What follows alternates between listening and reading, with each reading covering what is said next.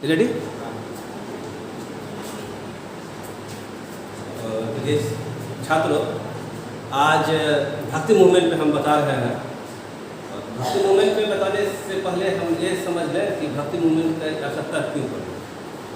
Movement का जब तक बात है तो मूवमेंट का अर्थ होता है, आंदोलन का अर्थ होता है किसी भी चीज़ को इन्फ्लुएंस करना, उसको बढ़ाना, जागृति पैदा करना, चेतना पैदा करना। अब आते हैं, बहुत बार सुने हम लोग भक्ति आंदोलन, भक्ति आंदोलन। अपनी भक्ति आंदोलन है क्या चीज़? इस भक्ति आंदोलन को समझने के लिए आपको इसके पाछे जाना पड़ेगा।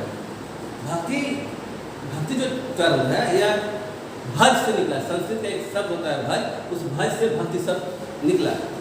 अब यह देखिए जो भक्ति आंदोलन आया वहाँ भारत में, ये अखिल भारतीय आंदोलन के रूप में आया। यह बाद अखिल भारतीय हुआ। भक्ति भक्ति शब्द का प्रयोग पहली बार ऋग्वेद में आता है, ऋग्वेद के बाद उपनिषद में आता है, श्वेताश्वर उपनिषद नाम है उपनिषद का, उसमें आता है। और उसके बाद फिर भगवत गीता का नाम सुने होंगे, जिसमें कृष्ण भगवान उपदेश देते हैं, उसमें भी भक्ति का उल्लेख है। पहली बार भक्ति का विस्तृत जानकारी जिसमें मिलता है उसको हम भगवत गीता कह सकते हैं। भगवत गीता में भक्ति का जिक्र आया है। अब फिर हम चलते हैं कि ये तो सबको मालूम है कि भारत में सनातन धर्म, इससे पहले से सनातन धर्म चला आ रहा है, जिसको आजकल लोग हिंदू धर्म कह देते हैं। अब इसमें देखिए कि भारत में कोई एक धर्म जो है अपने आप में अस्थिर नहीं रह पाया। कालांतर में कोई दूसरा धर्म आगे बढ़ गया, फिर और कोई धर्म आया, वह अपने आप को राइज कर लिया, फिर कोई दूसरा धर्म जो है वह गौण हो गया। जैसे एक समय था शुरुआत में कि ऋग्वेदिक कल्चर आया तो ब्राह्मणिक कल्चर हावी हुआ, जिसमें कि ब्राह्मण, क्षत्रिय, वैश्य और शूद्र का कॉन्सेप्ट था। लेकिन फिर जब उसके बाद हम आगे बढ़ते हैं, उसके बाद जब आगे बढ़ते हैं तो इसके बाद जब हम आगे बढ़ते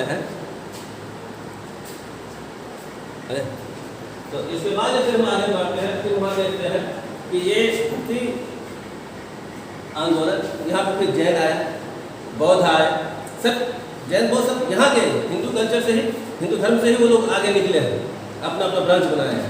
जब हिंदू धर्म में सनातन धर्म जो कहते हैं उसमें जब डिवाइड आ गया, उस डिवाइड को कर्मकांड या कुरीति जो भी हुआ उस फिर एक बहुत बड़ा आवश्यकता पड़ गया था, उत्पादन में क्राइसिस हो गया था कि बलि प्रथा के कारण। तो उस सब को चेंजिंग करने के लिए एक नया आंदोलन खड़ा हुआ बौद्ध जैन के रूप में। उसके बाद होता क्या है कालांतर में, फिर जब हिंदू में फिर जब जागरण होता है, हिंदू में जब चेतना फिर आती है, तो फिर बौद्ध और जैन, दक्षिण भारत में क्षत्रिय नहीं है, चार जाति है ना भारत में, ब्राह्मण, क्षत्रिय, वैश्य और शूद्र। तो दक्षिण भारत में क्षत्रिय का कोई कॉन्सेप्ट नहीं है, वहाँ क्षत्रिय नहीं है। तब अब वहाँ पे क्या हो गया, ये उत्तर भारत और दक्षिण भारत के भक्ति आंदोलन में अंतर है। अंतर यह है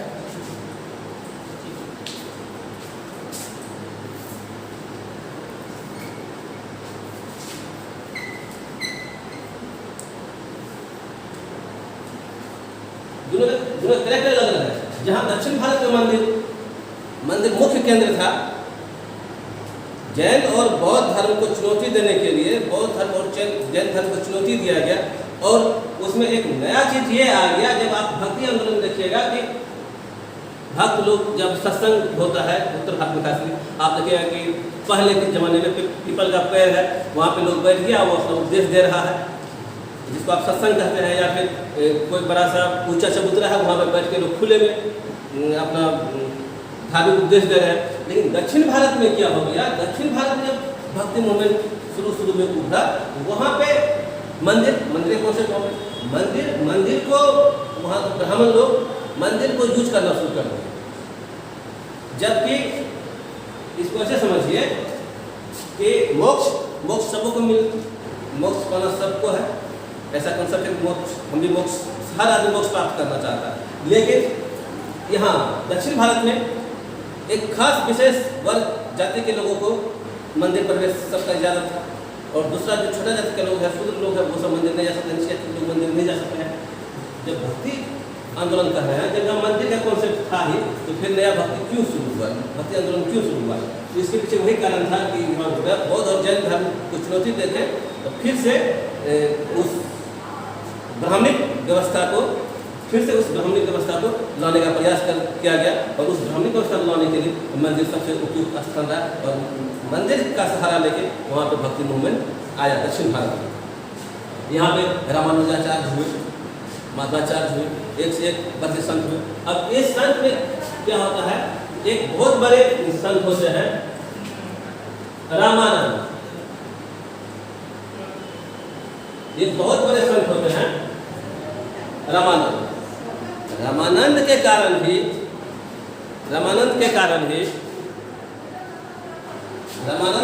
ही दक्षिण भारत से उत्तर भारत में भक्ति मूवमेंट आया। भक्ति आंदोलन जो पूरे विश्व में आया, पूरे भारत में आया, खासकर उत्तर भारत में, यह किसके कारण आया? ये रामानंद के कारण आया। रामानंद बहुत बड़े संत हुए भक्ति आंदोलन में, और इन्हीं के कारण इनका क्या कहते हैं, कर्म क्षेत्र जो है बनारस में उनकी शिक्षा दीक्षा हुई। बनारस में ही इनका जो शिष्य बने, कबीर साहब का नाम सुने हैं, कबीर साहब इनके शिष्य। इस तरह से 12 शिष्य इनके शिष्य थे। रामानंद के 12 शिष्य थे, जिसमें एक महिला शिष्य भी थी जिनका नाम पद्मावती था। एक महिला शिष्य भी थी, उनका नाम पद्मावती था, और ये रामानंद का शिष्य हुए। और सबों ने, जितने भी भक्ति आंदोलन के संत हुए, सब ने लगभग सामाजिक समता का बात की। समाज में एक तरह से समता आवे, समाज में भाईचारा आवे, सौहार्द हो, इस तरह यह प्रयास किया कि समाज में बेहतर आदमी का जीवन यापन हो और भाईचारा हो। अब फिर इसके बाद दक्षिण भारत से जब यह आंदोलन निकलता है, तो यहाँ पे आके रामानंद दक्षिण भारत से एक ऑब्जेक्टिव क्वेश्चन आता है कि दक्षिण भारत से उत्तर भारत में भक्ति आंदोलन को किसने लाया? तो आपका उत्तर होगा कि ये इसको रामानंद ने लाया। रामानंद ने भक्ति आंदोलन को दक्षिण भारत से उत्तर भारत में लाया। अब रामानंद ने यहाँ पे लाया, यहाँ पे उत्तर भारत में, अब उत्तर भारत का करेक्टर देखिए, यहाँ पे जो सत्संग होता है, यहाँ पे जो धार्मिक उपदेश होता है, भक्ति मूवमेंट का जो उपदेश होता है, यह पेड़ के नीचे, चाहे वो पीपल का पेड़ हो, बरगद का पेड़ हो, या फिर चबूतरा हो, सामने लोग बैठे, जिससे पंचायत नहीं होता है, गाँव के लेवल पंचायत, एक गाँव के एक वृक्ष के नीचे सब लोग बैठे और अपना निर्णय सुना रहे हैं। उसी तरह से भक्ति आंदोलन में भी उत्तर भारत में खास करके लोग पीपल के नीचे, सार्वजनिक स्थान पे, चबूतरा पे बैठ के अपना उपदेश देते थे भक्ति मूवमेंट। अब यहाँ पर देखिए, यहाँ लिखा हुआ है कि अखिल भारतीय आंदोलन, भक्ति आंदोलन अखिल भारतीय आंदोलन। तो भक्ति आंदोलन को अखिल भारतीय आंदोलन इसलिए कहा जाता है कि यह आंदोलन बाद में पूरे देश में फैल गया। कैसे पूरे देश में फैल गया? तो इसको अगर आप लिखना चाहते हैं लिख सकते हैं, या फिर बाद में भक्ति आंदोलन कैसे पूरे देश में फैल गया, और इसको अखिल भारतीय आंदोलन क्यों कहा जाता है? इसको अखिल भारतीय आंदोलन इसलिए कहा जाता है कि यह, अगर आप नॉर्थ ईस्ट से शुरू कीजिएगा, आसाम में शंकरदेव, बहुत बड़े संत शंकरदेव आसाम में,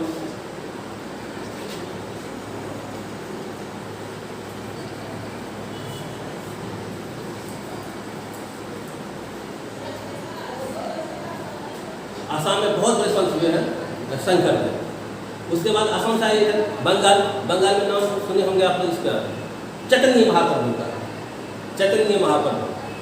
बंगाल में कीर्तन होता है ना, कीर्तन, और उसको क्या कहते हैं सर? जतरा।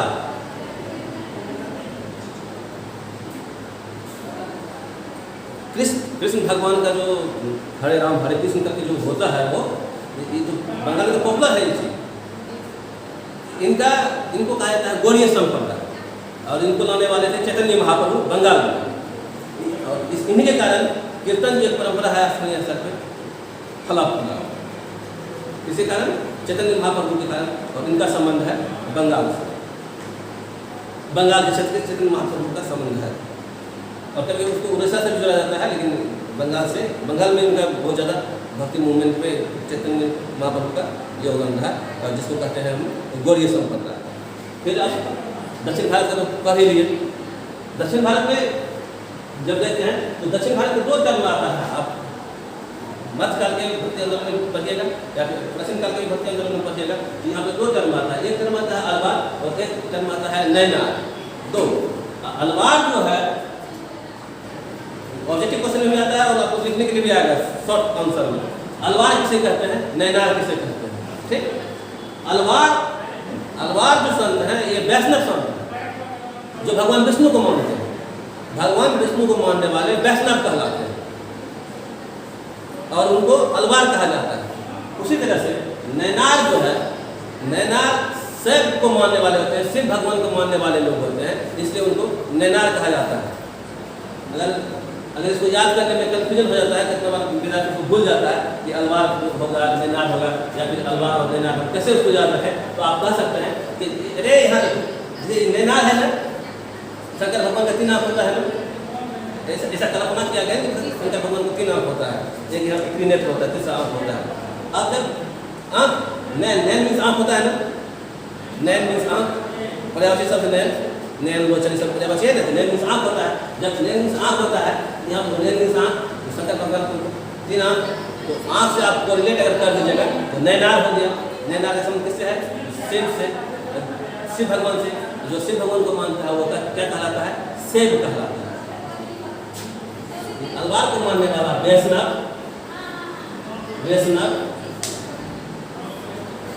और नैनार को मानने वाला ये क्या कहलाया, शिव। ऐसे जो शिव को मानते हैं, शिव भगवान को मानते हैं, वो शिव कहलाते हैं, और जो विष्णु भगवान को मानते हैं वो वैष्णव कहलाते हैं। यह मानने वाले हो गए विष्णु भगवान, ये मानने वाले हो गए विष्णु भगवान। ठीक, अब इतना ही क्लियर हो गया ना कि अलवार विष्णु भगवान को जो मानता है वो वैष्णव कहलाया। नैनार शिव, जो शिव भगवान को मानते हैं वो शिव कहलाते हैं।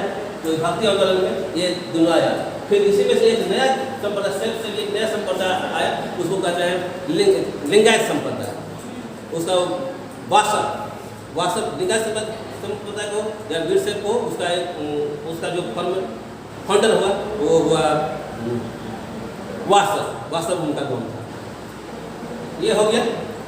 ठीक, अब दक्षिण भारत में आप देख लिए, अलवार संत देख लिए, नैनार संत देख लिए। अब उत्तर भारत में फिर आएंगे हम। महिला संत हुई अंडाल नाम की एक संत हुई, महिला संत अंडाल नाम की भी संत हुई है। और फिर उत्तर भारत में आते हैं। उत्तर भारत में आप आइए, इसमें जितने भी संत हुए, अधिकांश संत जो हैं वो निम्न जाति के संत हैं, नहीं के बराबर ही अपर कास्ट का संत है। उनको आवश्यकता ही नहीं। निचली जाति के लोगों को इतना प्रताड़ित किया गया, समय के साथ इतना प्रताड़ित किया गया उनको कि इन लोगों में से ही इनके संत निकले। जो आप कबीर बोलिए ना, कबीर बोलिए, पीपा बोलिए, और बहुत सा संत है, सब निचली जाति से। कोई जोल्हा का काम कर रहे हैं, रैदास हुए, कोई चमड़ा का काम कर रहे हैं, कोई दर्जी का काम कर रहे हैं, पीपा धन्ना, दादू दया, ये सब जितने भी संत हैं सब निचली जाति के संत हैं। अपर कास्ट के कोई भी संत नहीं है। जब उत्तर भारत में हम लोग करेंगे, एक नया शब्द आएगा, सगुण, एक निर्गुण।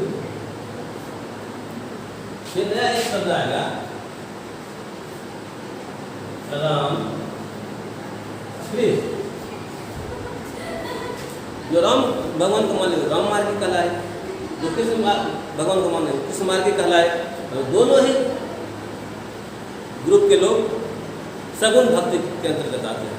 सगुण, जिसमें कि भगवान का कौन साकार फिजिकल बॉडी जिसमें है, साकार रूप है भगवान का, उसको दिखाने का प्रयास किया गया, उसको मानने वाले लोग हैं, उसको कहते हैं सगुण धारा। जैसे कृष्ण भगवान है, कृष्ण भगवान का फोटो है, राम भगवान है, राम भगवान का फोटो है। इस फोटो और मूर्ति से संबंधित जिस तरह से है, उस धारा को मानने वाले लोग सगुण भक्ति धारा के लोग कहलाए।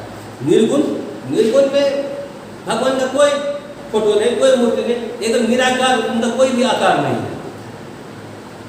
मान्यता है और उनका कोई भी आकार नहीं, निराकार, शून्य, एक तरह से कहिए आप। उनको जो मानने वाले हैं उनको आप निर्गुण भक्ति कह सकते हैं। वह संत कहलाए निर्गुण धारा के संत कहलाए।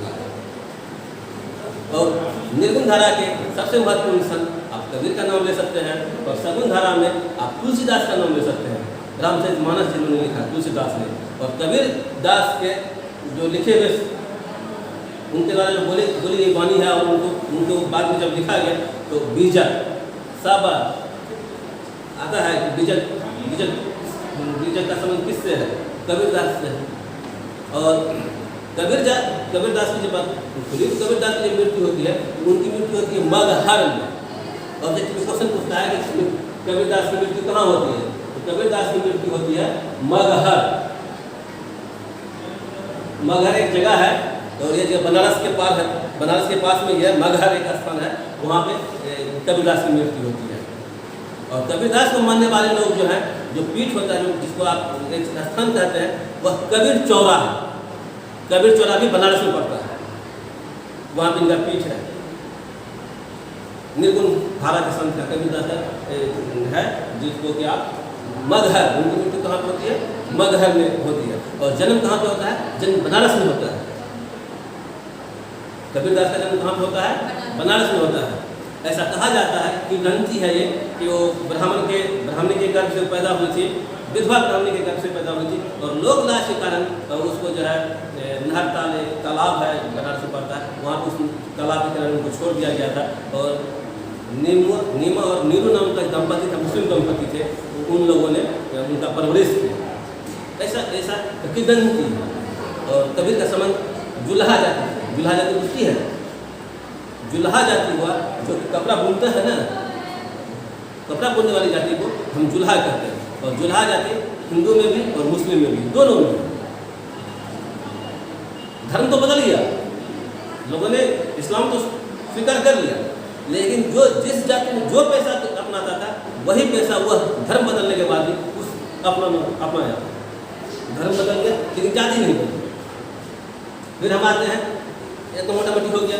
अब फिर हम वेस्टर्न पश्चिम में देखते हैं, पश्चिम में भी संत हुए, एक महान संत पश्चिम में हुए। तुकाराम, रामदास, शिवाजी का नाम सुनी हुई, शिवाजी का नाम छत्रपति शिवाजी, उनके गुरु रामदास। तुकाराम का नाम सुनी हुई, तुकाराम संत हुए। एक संत हुए ज्ञानेश्वर, महाराष्ट्र में, कोई बात, महाराष्ट्र में संत हुए ज्ञानेश्वर। उन्होंने ज्ञानेश्वरी लिखी, एक किताब है सर ज्ञानेश्वरी, तो पूछा भी जाता है कॉम्पिटिटिव एग्जाम में, पूछा जाता है। एक किताब का नाम है ज्ञानेश्वरी, वो संत ज्ञानेश्वर ने लिखा। और वह किताब जो है गीता का मराठी अनुवाद है। भगवत गीता जो है, भगवत गीता का मराठी अनुवाद जो है वह संत ज्ञानेश्वरी ने लिखा, संत ज्ञानेश्वर ने लिखे, और उस किताब का नाम ज्ञानेश्वरी है, मराठी भाषा का किताब है। और वहाँ पर ही लिखा गया अभंग साहित्य भी महाराष्ट्र में लिखा गया। अभंग साहित्य का एक नाम है, का नाम है अभंग साहित्य। तो अभंग साहित्य का संबंध कहाँ से है? महाराष्ट्र। अब यह हो गया। अब हम यहाँ पे फिर आते हैं, यहाँ इस इलाके में आते हैं। अब आप देखिए कि अगर इसको भारत का नक्शा मान लिया जाए,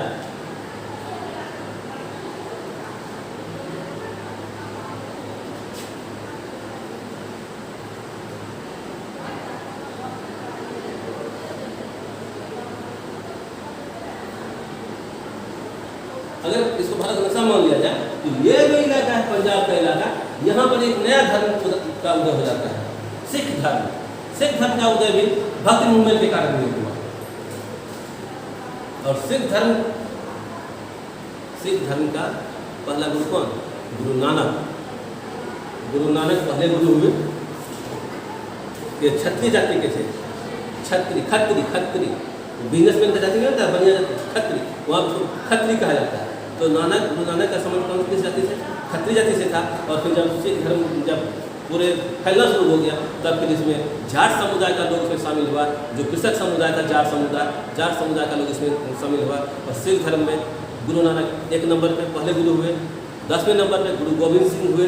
गुरु गोविंद सिंह का संबंध जो है पटना साहिब से है। ये भी क्वेश्चन आता है, गुरु गोविंद सिंह का संबंध जो है पटना साहिब से है। और गुरु नानक का मृत्यु होता है करतारपुर साहिब के पास होता है। अब सिख धर्म जब फैला तो सिख धर्म में देखिए गुरु नानक देव हो गया, गुरु अंगद, अमर, रामदास, 5 कैसे याद कर लीजिए।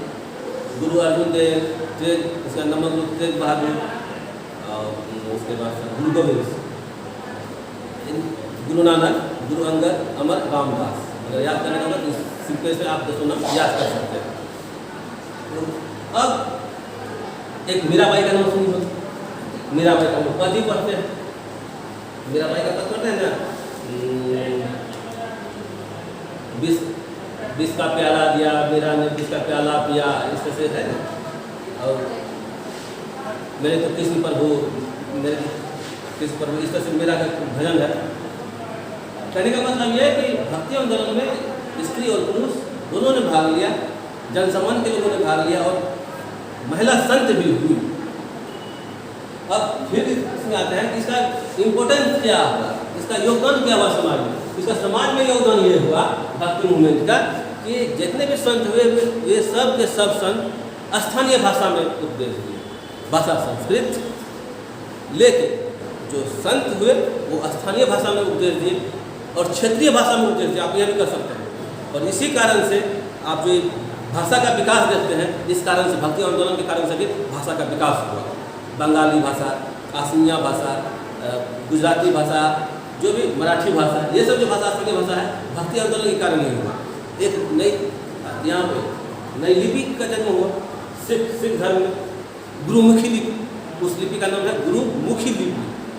सिख धर्म में एक नया भाषा का जन्म हुआ और उसके भाषा, उस लिपि का नाम है गुरुमुखी लिपि। पंजाबी भाषा में लिखा जाता है, वो गुरुमुखी लिपि में लिखा जाता है। ओंकार सिख धर्म से संबंधित है। और जितने भी संत हुए सब के सब संत जो है निचली जाति से हुए, क्योंकि उनको आवश्यकता थी अपने रिफॉर्म करने की। तो जितने भी संत हुए सब के सब संत जो है निचली जाति में हुए। अब पॉजिटिव क्वेश्चन को मोटा पॉजिटिव क्वेश्चन भी हो ही जाएगा। पॉजिटिव क्वेश्चन रामानंद से पूछा जाता है कि रामानंद कौन सा संत हुए जिन्होंने कि दक्षिण भारत से उत्तर भारत में भक्ति आंदोलन को लाया। तो आप कह सकते हैं कि रामानंद। फिर एक क्वेश्चन आता है कि कबीर के गुरु का क्या नाम है। कबीर के गुरु का नाम रामानंद है। फिर क्वेश्चन आता है कि कबीर का जन्म कहाँ हुआ था, बनारस में। मृत्यु कहाँ हुई थी, मगहर में। कबीर से संबंधित हो गया। और फिर महाराष्ट्र से पॉजिटिव क्वेश्चन पूछा जाता है, वही पूछा जाएगा क्या है, संत ज्ञानेश्वर की रचना किसने की। संत ज्ञानेश्वर ने उसकी रचना की। मराठी भाषा का गीता पे भाष्य है वो। शंकरदेव का संबंध किस क्षेत्र से है, आसाम से है। आपका ये चैतन्य महाप्रभु का पूछेगा कि गौड़ीय संप्रदाय के संस्थापक कौन है, तो चैतन्य प्रभु। या पूछेगा संकीर्तन प्रणाली या फिर संकीर्तन को भक्ति मूवमेंट में किसने लागू किया, तो चैतन्य महाप्रभु ने लागू किया। थैंक यू, आज इतना ही, धन्यवाद।